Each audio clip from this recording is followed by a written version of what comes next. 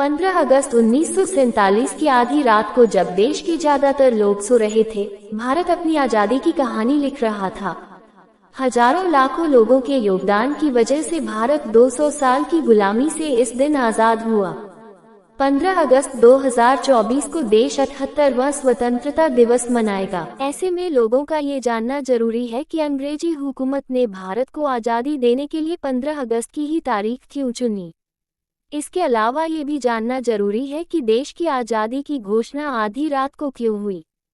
चलिए आज इस आर्टिकल में आपको विस्तार से बताते हैं। दरअसल जब भारत अंग्रेजों की गुलामी से आज़ाद हुआ तो उस वक्त लॉर्ड माउंटबेटन वायसराय और गवर्नर जनरल थे। माउंटबेटन लक में विश्वास रखते थे। उनका मानना था कि 15 अगस्त की तारीख उनके लिए लकी है। ऐसा इसलिए क्योंकि इसी तारीख को यानी 15 अगस्त 1945 को जापानी सेना ने आत्मसमर्पण किया था। माउंटबेटन उस वक्त अलाइड फोर्सेस के कमांडर थे। उन्हें इस जीत के हीरोज में गिना जाता है। यही वजह है कि जब भारत को आज़ादी देने की बात की गई तो माउंटबेटन ने 15 अगस्त की तारीख चुनी। आधी रात को आज़ादी देने के पीछे कई कारण थे। इसमें से एक कारण था पाकिस्तान और भारत का बंटवारा।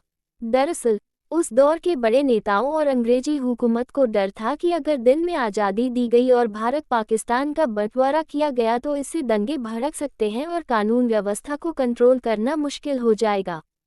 इसी वजह से आज़ादी के लिए आधी रात का समय चुना गया।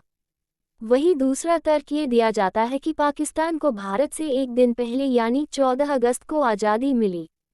वायसराय लॉर्ड माउंटबेटन को 14 अगस्त को ही पाकिस्तान में स्थानांतरण के लिए कराची जाना था और देर रात भारत वापस लौटना था। यही वजह है कि फैसला किया गया कि भारत को आज़ादी आधी रात को ही दे दी जाएगी।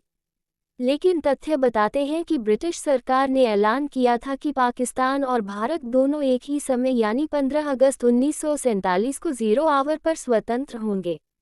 यही वजह है कि आधी रात को नई दिल्ली में भारत की स्वतंत्रता का ऐलान हुआ।